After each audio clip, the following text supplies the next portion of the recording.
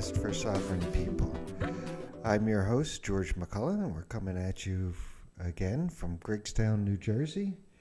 And our special guest coming at us remotely, is Michel Mockers, artist, activist, and philosopher. He's coming at us from the other side of town. Michel, how you doing? Not too bad, George, from the other side of town. Well, it's good to see you, and it looks like you're hanging on pretty good. You look You very mean well. you mean younger than ever? Younger than ever. It must be the camera shot. So we are on the eve of Memorial Day, a day that we honored folks that have lost their lives in the wars. And I know, Michel, you had extensive experience in World War II. Any thoughts on Memorial Day? Yeah, a lot of thoughts, my dear. A lot of thoughts for all those people who lost their lives for nothing. Absolutely for nothing, for futile, pretext. I mean, that's once more. It's the only way that humanity fix some of its problem by fighting. When it's not fighting at the level of families, like it was still the style in World War One, for example, families fighting against each other because they were sovereign of all Europe, and then it for politics or whatever it is. The only way that men so far have tried to fix their problem or take over was absolutely with the lives of all the people that they say you must go because it's your duty to go. You must so and so and so and so, my dear. So I know what it is to be shot at, and I am very, very, if you want, all those little guys that gave their lives, that they believe it was worthy to give their life for. So I carry all of them, if you want, in my thoughts and Uh, in my. do they have a Memorial Day in France? Of course, Memorial Day is in all the countries in the world, my dear, because all the countries in the world at a point were at war or where, all of them. And what are ceremonies like in Europe? Say it again, I didn't get you there. What are ceremonies like in Europe? In Europe, Yeah, what kind of ceremonies do they have? oh, all the official ceremonies, all the big people of the government, of the army, of all that. If it's in Paris, going to the Arc of Triomphe. If it's in some even small towns, going to the monument that was elevated to the dead of World War Two, World War One, World War whatever. So it becomes something very, very official of the, let's say, the whole country uh, recognizing that his children, if I can say so, give their life for them. Um, now, the last time we spoke, didn't you say that you came across somebody who is still a survivor from the French resistance, and you were going to try to contact her? Yes, I've not been able so far. I have still some people taking care of it. I would be very, very pleased to meet someone. You know, she is 95, mean that she was in the resistance at 16. I don't believe that at 16 she has a gun and was shooting at the Germans. But you have a lot of ladies like that, or women, who were very active as liaison and, doing a lot of things like that, which women could do. They were not less as suspect as could be a young man traveling on a road. Do you know her name? No, I don't know her name. I wish I could. I really wish I can meet her, or even if it's only by telephone, if you want. But I really wish to get in touch with her. And weren't you going to? Am I correct? Weren't you going to go to France for um, a ceremony honoring people in the French Resistance? The French resistance, my dear, nobody talks anymore about the French resistance. It was not something too big to be part of really of a history. We were on the side. We did what we could. We fought. We had people who died. Everything you want, but we were the secondary, if I can say so, the secondary people in that war. We came in just to help as much as we could help. But to tell you the truth, in the beginning, we had absolutely, practically nothing. No armaments, no nothing to blow up the train. And it came slowly, it came by plane, receiving the containers one night. And then we started to get more and more equipped. At the end, we were equipped. But the D-Day, we were absolutely, I should say, unable to really fight. What do you mean on D-Day you were unable to fight? We were groups. We were already groups which were constituted, since several months or even several years. Some of them, but with not with the technical, armaments to fight efficiently. And even you had to add something else. You had to add a radio, and to add a radio, you had to have a British mission in contact with you, because without the radio, you could do absolutely almost nothing. You could not receive armaments, and you could not give any information about what was going on.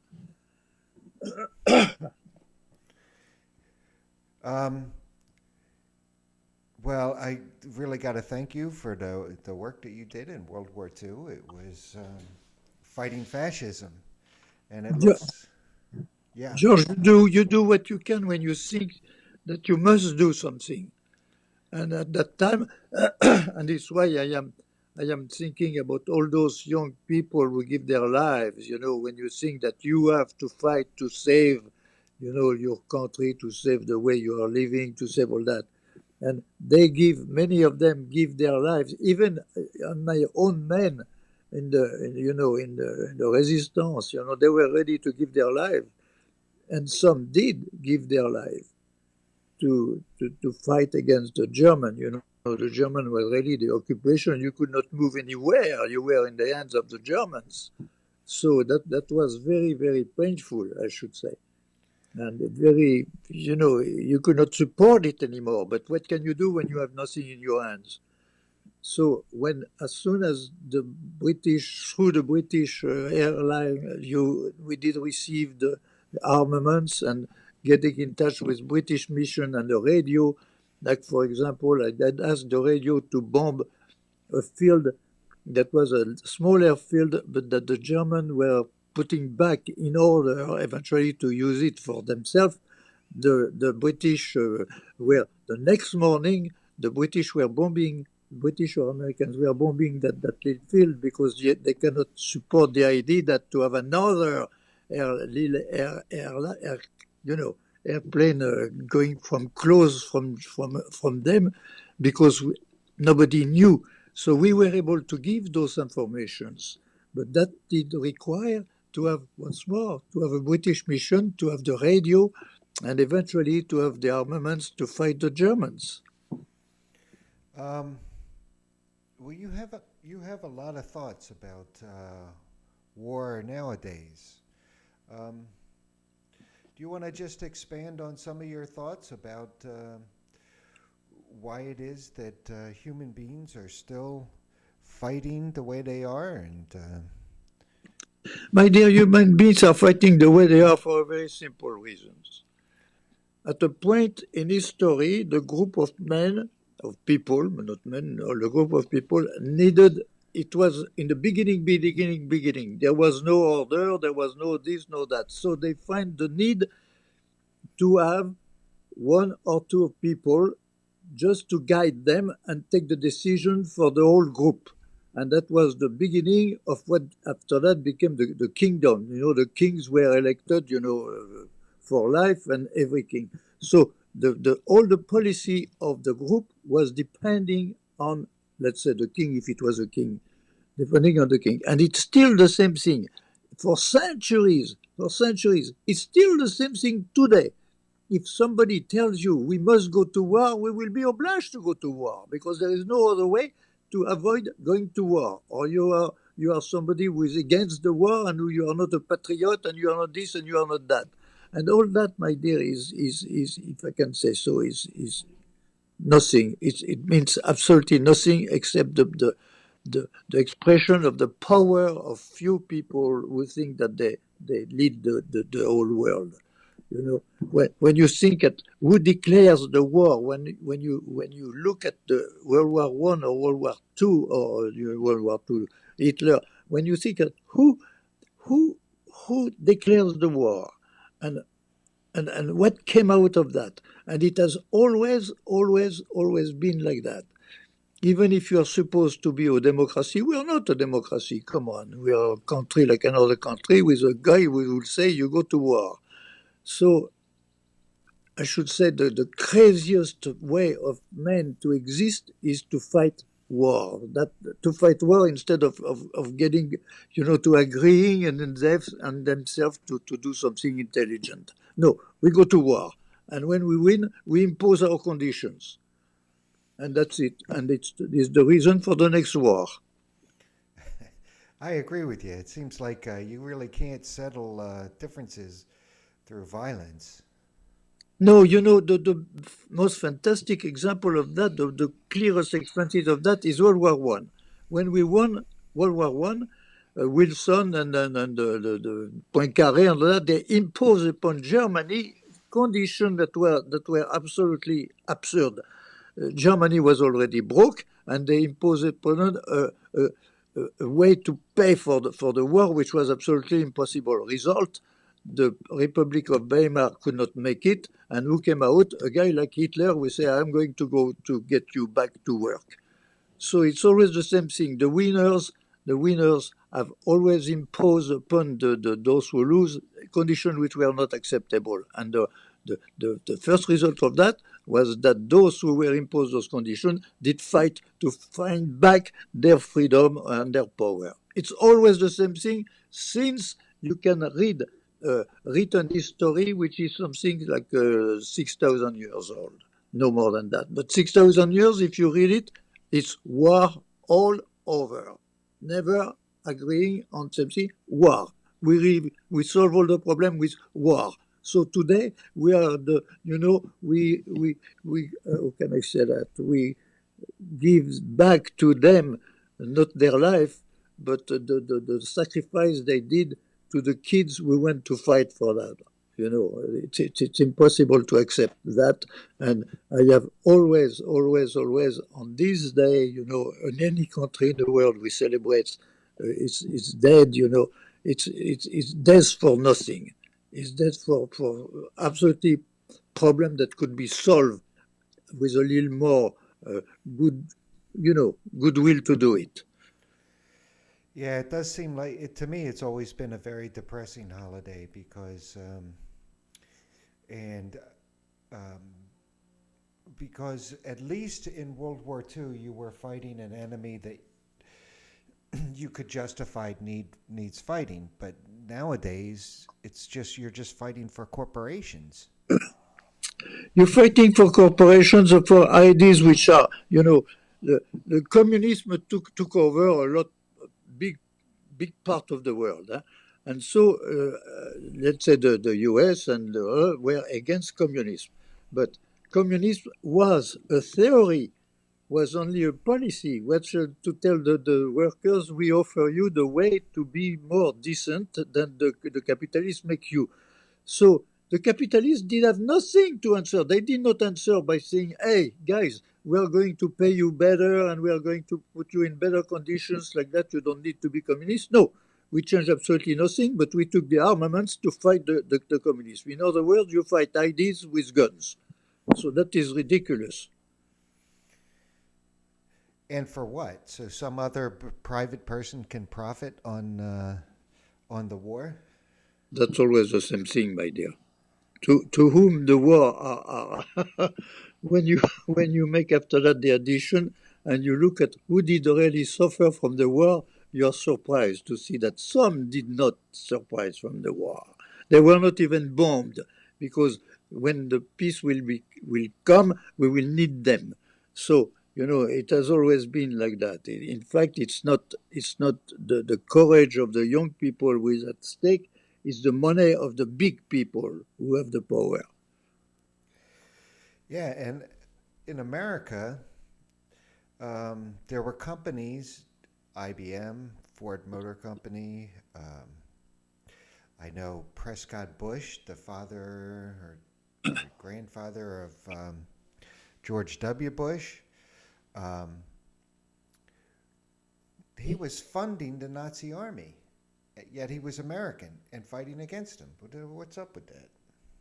Of course, and during the war, you have precise example of factories which were not bombed.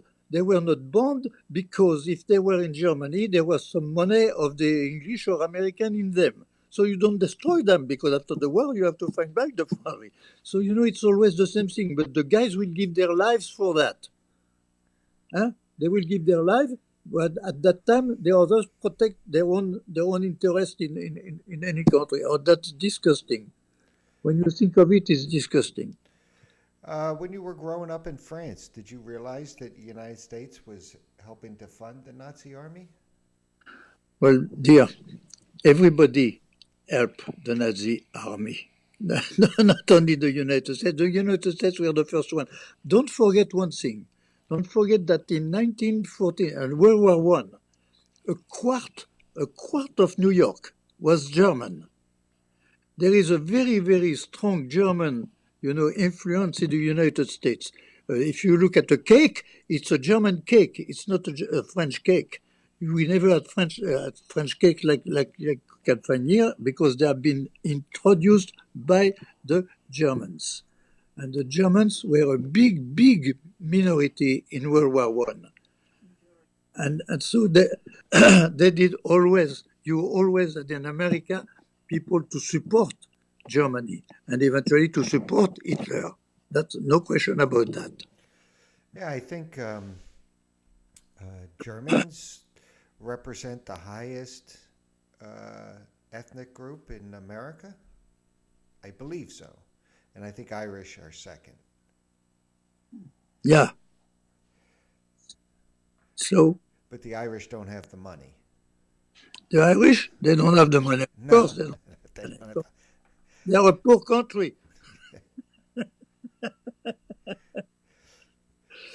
So it's always the same thing. In fact, there are two things. There's the one thing that it's only one or two or a family that take over the direction of the countries, and the direction of the countries is always subjected to the money of the countries, to what it means to do war, and what we will have advantage if we win the war. We will have that and that and that and that advantage, and it's always the same thing. Always, always, always. One man or several men, I mean men, one person or several persons directing a country, the result is always, always the same. World War One, when all the directors, those who were directing the countries of Europe were the same family, my dear. It was a war between family. Why for? So after that, you go to all the monuments to give some honor and some respect and some thoughts to those who would give their lives for that. That's the craziness. It's absolutely crazy. Um, well, what worries me about this whole coronavirus thing Yeah, um, is that there's going to be high unemployment. Everybody's going to be hurting for money. And I think they're going to try to start a war right after that. Either a war with who knows with who. yeah, Most likely Iran. They'll probably do Iran if I had to guess, because I don't think they'll go to war against China or go to war against Russia. no, it's difficult. And they really since the Vietnam War, it's always been proxy wars. We're going to do these little skirmishes here and there, and But you add them all up and they equal a world war, don't they? Yes, but George, it's always the same thing. If we do not change the way of thinking of the country that today we qualify of, the capitalist, the whatever you want, the country in the world, if we don't change their way of acting, that is the end of it. Because today we have the way to completely destroy the world, and if you the world, and if you don't know exactly how it will turn, you cannot be sure. You can have no insurance that finally it will not come to a final disaster. Final disaster when none of the reasons for a war really exist. None of the reasons. It could be absolutely possible to solve any problem with goodwill and good, talking about. Do you think it? Why, George, why would we have war with the Chinese today? At the time, you don't know why, but the American government allowed all the big companies to go in China and to build a big building and their name in China. So now we are, come on, China is a pain in the neck. Hey, we tell the big company to go over there. Who told that? Who allowed them to go over there? Oh, we paid them to We go make, over we there. make, we make the philosophy, the politics, everything to go over there. What is the explanation? Because it was cheaper and you could sell with more profit in the US. You have people today in the US who have all the money in the world, when some people don't even have enough to eat in this country, which is supposedly the richest country in the world. How are we going to change that? George, if it does not change, forget it. If it does not change, it's the end of it. Because one war to another one, to this, to this, to that, we will finally destroy the world, destroy humanity, and destroy the world. That's what we are at, my dear. If you look at the history of men, we have done nothing else. The first men were artists, of course. That's something else. But after that, it's only a conquest of the world and conquest of one people over the other people, not taking care of the whole earth, not taking care of the general welfare of everybody. It's everyone for himself. And you fight for yourself, and that's it. And you don't care about if those over there they don't have enough to eat. You don't care about that as much as you have enough money in your pocket. And what's funny is that the earth provides for everybody. It provides Of course. enough food for everybody. It provides enough. Um, there's enough land for everybody. It's like I don't get why all these wars. There's certainly they don't seem to be running out of oil. No, my dear, but of money, that's the problem. It's always if you look at who gets the money in the United States, it's only very, very few people who gets all the money. And like was saying Thomas More in 1517, he was writing, the rich, they make in such a way that they become richer, and when they are richer, they transform that into laws. So like that, you cannot touch their money. And we are exactly at the same point. Who gets the money in the United States? Only very, very few people. And that's it. And that is not a democracy where all the people contribute. The people, oh, come on, don't tell me that somebody like, I don't want to give name, but like Mr. Trump, for example, represent all the old people, the government of the people, by the people, and for the people. Don't tell me that. But we are at that point where the political system of the United States is not more able to do something else than elite people like that. And that is incredible, and they do not represent at all the big people, the small people, the people. They do not represent the people. They represent themselves and the rich. And that's it. Forget it after that. I just came up with an idea. You want to hear it? Oh, absolutely. All right. So the idea is instead of there being money, the currency should be like figs, right? figs or apples or oranges, right? Yeah, So you can trade them, yeah. but I see, if I you see try what to you mean. if you try to hoard them, they'll start to rot and they go away. So you have to use them right then and there, and nobody could have more than another person. Yeah, but at condition also, my dear, that it is not exactly the same few people who produce all your fruits. That is, No, that but is, think about it. yeah. If It's always the somebody, same problem. George, it's always the same problem. The people, communist or not communist, capitalist, whatever you want, the people have nothing to say in what is going on. Because what is going on, when you look, for example, China, communist. Communism is the government of the people by the people. It is the government of the proletariat eliminating the bourgeoisie to become the classless society. The classless society. And how it did end up, the classless society, the proletariat governing their country? Not at all. It ended up in one man who is elected for life, like a king of the Middle Ages. And that's it. That is the perfect example of the world going on and going on and going on. And you can say what you want, your fruits will be produced by two or three guys. We will have all the money to produce your fruits. yeah, but then it's all going to rot on them if they don't use it. They just can't let it sit there. Yeah, but they will sell it at such a price that they will not lose any money. Don't worry. It's an interesting idea. Hey, folks, if you're watching this or listening to this podcast, send your thoughts in.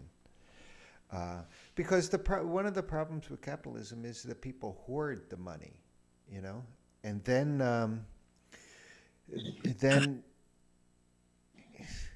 and it just sits there and it's denied other people.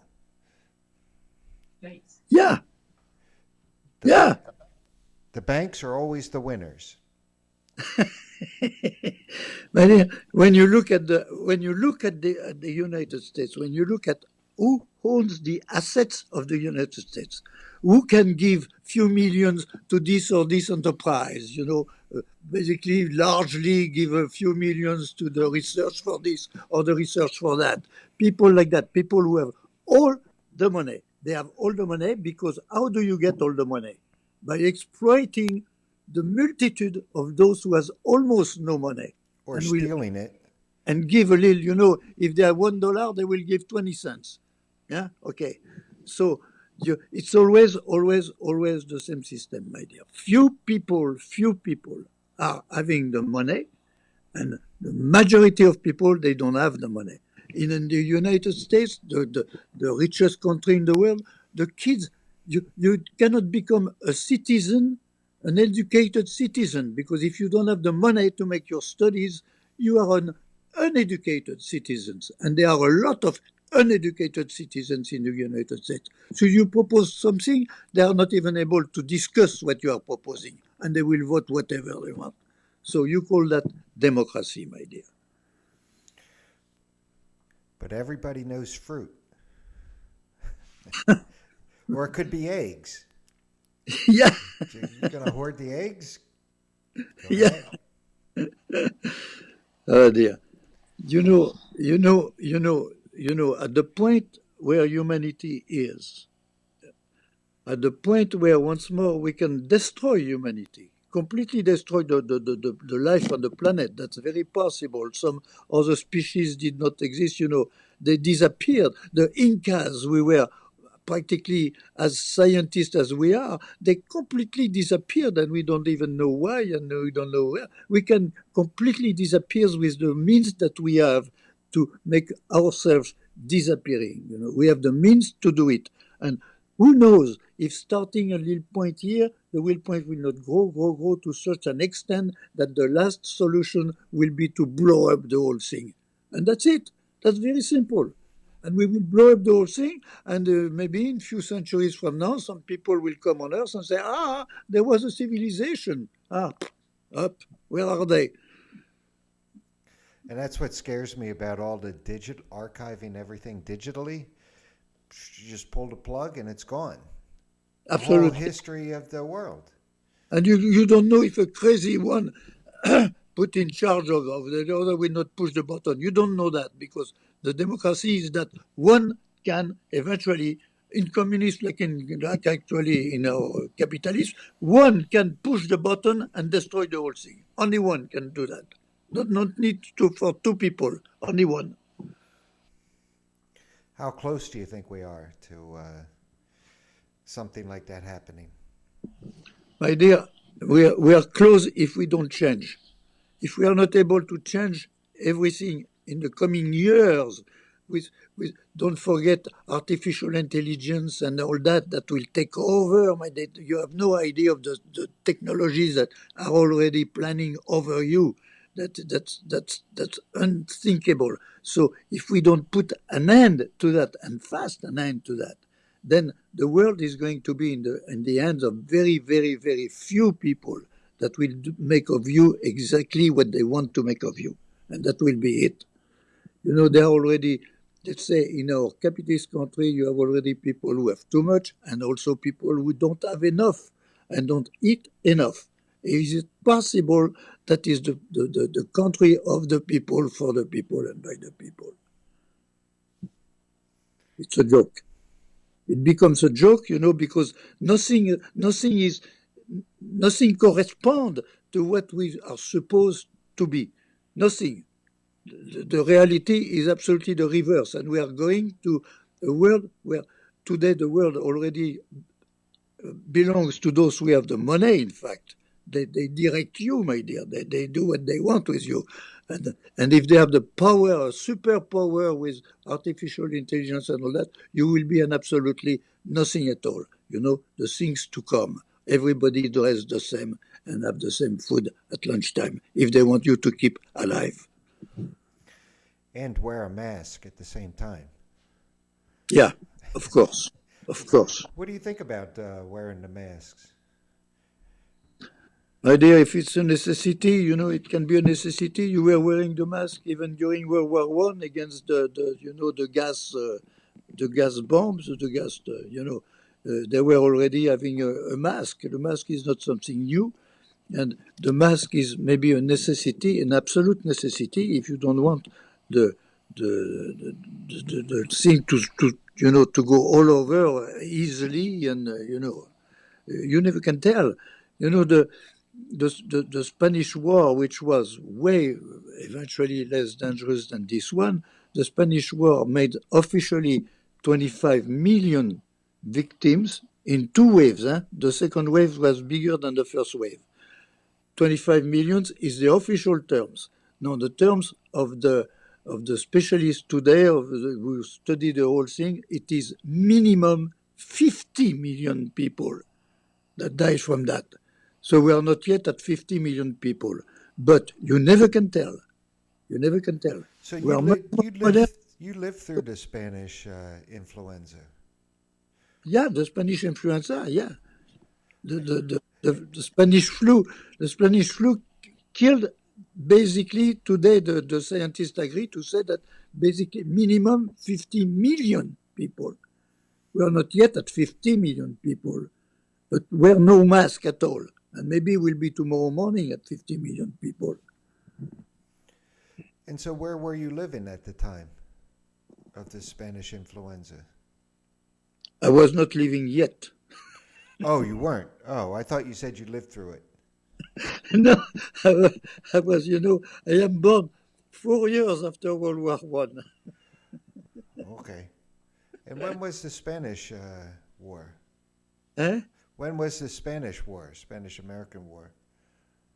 Oh no, that was not part of it. It was something completely independent. Like today, our disease is independent of any political situation. The disease is not the result of a political situation. It's a result of a disease that someday up goes out. No, you will never know exactly the reality, the truth about what is happening today. because you have some supposedly revelations that such and such man or such and such department in such and such year was already, you will never know exactly you will never know the truth exactly. But You, the reaction of to the virus is certainly political. yeah, it is, no, it is physical and political, both. It seems like everybody is taking sides, Democrat, Republican. They're all fighting against each other, and you can't. It's not Yeah, yeah. help. It doesn't help. No, because that is the that is the whole history of the American policy.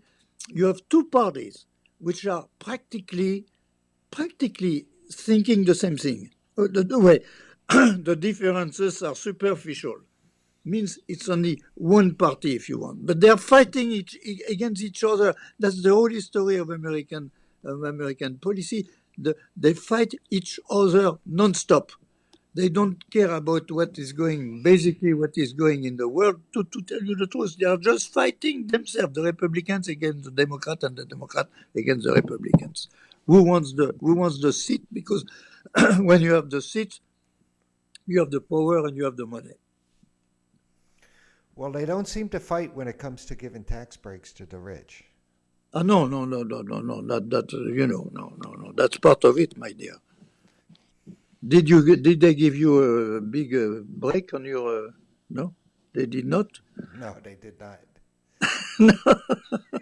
We did get our $1,200 though. Yeah, but they will give a break on the guy who has millions because he should have only one small amount of that, taken away by the government. Yeah, it seems like They are the government. They are the government. How do you they want are the people government. Yeah. They are the government. How can they kill themselves as they are the government? That's all what they want is the government because the government govern and they don't care at all about the people of the people. In America, there are way people who are too rich and way people who are not rich enough, and many of them who do not even eat enough. But hey, that is of no consideration. The consideration is to be at the top level and to fight for the money at the top level. That's it. That's the American policy. You know. So Republicans are fighting Democrats. Tell me why for abortion? Huh? Ridiculous. Plus, I just said that word like that, but that also involves something.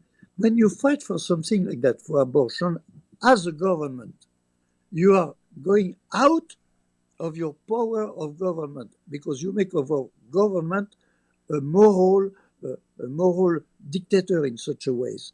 That is not at all a government is not a church, but they are acting like if they were the guy who could give justice or not justice. You have abortion or not abortion, according if you are more or less right or wrong. Okay, Republican or Democrat. That is not at all the power of a government. The only power in abortion is the power of the woman who will say she wants or she doesn't want. That's it. The government has nothing to do in that except to give the minimum of medical, help. That's it. That's it. But when you see that, everything is like that, Michael. Everything is out of control. Everything is in the control not of the people, but of the people who have the money. And that's it. All right, Michelle, we're getting close to the end of our program here. You're going to join me again next week, right? Yeah, we talk a lot. I don't know if, I hope that some people listen to us and will agree with us that if we don't change everything, forget it. It's already over. Well, hopefully, we will be able to do the podcast in person by next week. Things seem to be getting a little bit better. The lockdown is starting to be lifted, but we don't know yet. Maybe you know that disease will open the eyes of few people. I hope that it will open the eyes of few people. Because if it does not at all open the eyes of everyone, if we go on and go on as we are doing right now, and it will be a little war with this, a little with that, we are going to the end. We are going to the end by lack of, I should say, intelligence. By stupidity, we are going to the end.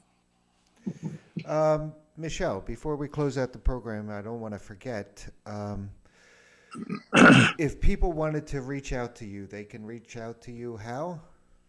Yeah, at Michel Mokers, one word, at gmail.com, or they can go to my website, which is www.no-pennies.com. All right. Hey, Michelle, I want to thank you for joining us today, and hopefully we'll be in person next week. But we're prepared to do this podcast virtually if we have to, right? Yeah, George, we should talk about what we are proposing, because in fact we are not proposing anything so far really very practical and very precise. So we should be a little more precise on what we intend to propose for the future. And you have some of those proposals ready, Yeah, right? yeah.